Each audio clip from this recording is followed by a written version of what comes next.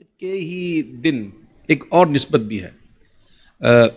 ایک بہت ہی ایسے بزرگ جن کی میں نے بارہا زیارت کی ہے اور جن سے میں نے دعائیں لی ہیں، اور مدینہ منورہ میں وہ ہر سال ملتے تھے مدینہ منورہ میں، اور میں ان سے اسپیشلی مدینہ منورہ میں ان سے دعا لیتا تھا.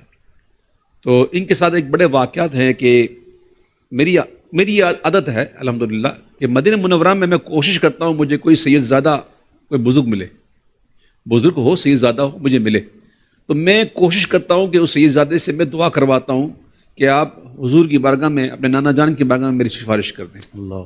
تو ایک مرتبہ حضرت مصنع میاں رحمۃ اللہ تعالیٰ علیہ ان کے ساتھ ایک حاضری ہوئی تھی حضور کی بارگاہ میں، مجھے یاد ہے.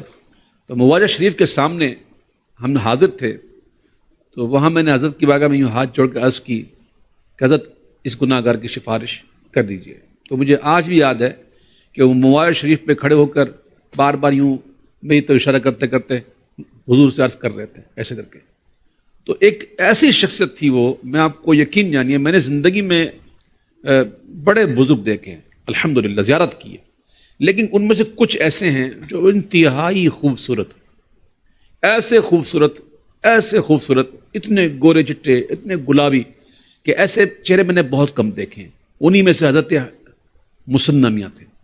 رمضان مبارک شریف کی 16ویں تاریخ کو ان کا وصال ہوا تھا، اور وصال بھی ایسے ہوا تھا کہ حضور تاج الشریعہ کا ایک لکھا ہوا کلام، ایک شعر ہے کہ دل میں حسرت کوئی باقی رہ نہ جائے خیر سے، راہ طیبہ میں مجھے یوں موت آئے خیر سے. آمین. تو وہ مدینہ شریف جا رہے تھے، تو دوران سفر ان کی گاڑی کو حادثہ پیش آیا اور وہ شہید راہ مدینہ ہوئے. مجھے آج بھی اچھی طرح یاد ہے، ان کے عرس کو آج 17 سال ہو گئے، آج ان کے وصال کو.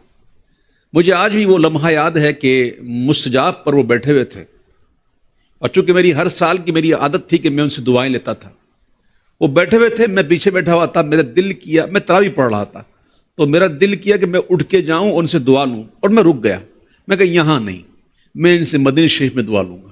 میں یہ کہہ کر میں رک گیا اور پیچھے سے ان کے میں زیارت کرتا رہا. اور غالباً دوسرے روز ہی وہ چلے مدینہ شریف، اور راستے میں ان کا ایکسیڈنٹ ہوا اور وہ شہید ہوئے. اور میری دل میں یہ حسرت رہ گئی کہ کاش میں وہیں دعا لے لیتا. بہرحال تو میں وہاں موجود تھا الحمدللہ، اور ان کے سوئب میں بھی رہا. تو ان کے ایک شہزادے ہیں، ان کو بھی چوٹیں آئی تھیں، ان کا غالباً ہاتھ فریکچر ہو گیا تھا. تو یہ وہ ہستی ہیں کہ جب ان کا جنازہ مسجد نبوی شریف سے بقیع کی طرف نکلا تو لوگوں نے کعبے کے بدد تجا تم پہ کروڑوں درود، طیبہ کے شمس الضحیٰ تم پہ کروڑوں درود، یہ پڑھتے ہوئے لے کے گئے اور ان کو بقیع میں رکھا. ان کے بارے میں مجھے ایک اطلاع ملی کہ وہ اپنے ناخن وغیرہ اور بالوں کو جمع کرتے تھے اور اس کو پھینکتے نہیں تھے، اور جب کوئی مدینہ شریف جاتا تھا یا خود جاتے تھے ساتھ لے جاتے تھے، اور جب پہنچ جاتے تھے تو بقیع میں اس کو رکھ دیتے تھے. اللہ. کسی نے ان سے پوچھا حضرت یہ کیا ماجرا ہے کہ آپ ایسا کیوں کرتے ہیں، اپنے ناخن بالوں کو جمع کر کے پھر یہاں لے کے آتے ہیں؟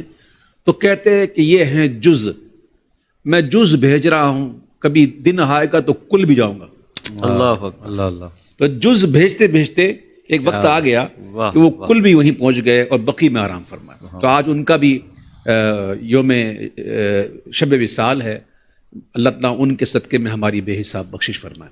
یقین جانیے بہت ہی خوبصورت بزرگ تھے، بہت پیارے، بہت ہی بیٹھے ہو نہ بندہ دیکھتا رہے ایسا. وہ کہتے ہیں دینی تھی جو عالم کے حسینوں کو ملاحت، تھوڑا سا نمک ان کے نمکداں سے نکلا. تو حضور کے حسن کا عالم کیا ہو. سبحان اللہ. آل رسول تھے، حضور کی آل تھے، اور بہت بڑے بزرگ تھے. اللہ ان کے درجات کو بلند فرمائے.